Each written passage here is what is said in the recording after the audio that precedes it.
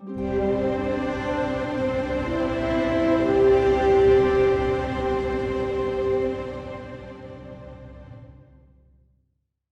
my name is Eric Choate. I'm the Senior Plans Analyst in the Garrison Plans and Program Shop.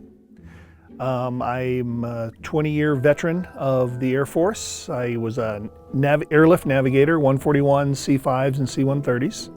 But, you know, it's kind of like your first love. The 141, I love that airplane. As old as it was and all its little quirks, it was just a fun little, you know, jet to get down low, close to the trees and flying through the mountains or at night. It was a fun mission to be part of. The best story I had from my days when I was flying 141s, we were part of the early 90s again. We were the first 141s. And in fact, my aircraft in particular was the first C-141 to land at Sarajevo during the conflict they were having there in the Balkans. And so there was still daily firing, shelling, sniper activity going on. And so we're the first plane to land.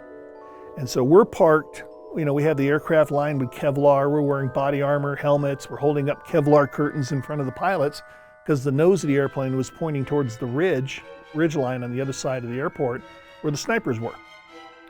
And this Russian IL-76 lands right behind us, and they park right next to us sideways.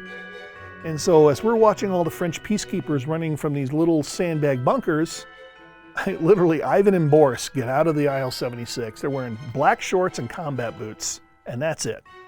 And they get out, and they've got this long ladder. This guy's got this big wooden hammer, and they go around to the sniper side of the aircraft, set up the ladder. One guy crawls up there, and he starts wailing on the bottom of the wing with his wooden mallet.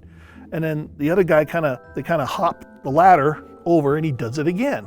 He does about 4 times, and he calls down, they hold up the ladder, they get back in the airplane. And we're just sitting there going, what are they doing? So we take off, and we land a few minutes later in Split, Croatia, which is right on the coast.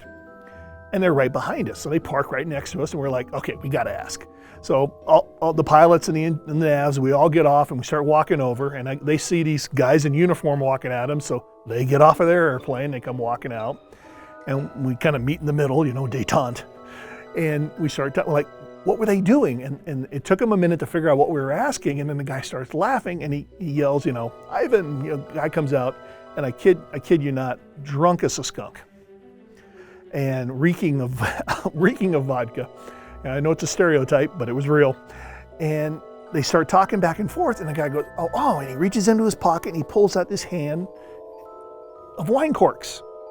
And we look at it for a minute, and the guy goes, and that's when we realized he was plugging bullet holes in the wing to stop the fuel leaks. And they were so nonchalant about it. They were like, well, it's a combat airlift. It's what it does. And we're sitting there thinking, oh my God, we'd be put in for so many medals because we got shot at. And these guys are like, stick a wine cork in until we get home. Just a completely different perspective. And it was just hilarious that they were just like, it's what it does. So, I mean, that was probably one of the funner moments flying the 141, was just that meeting a similar aircraft from another service and just seeing a completely different perspective on the risks that we were all taking.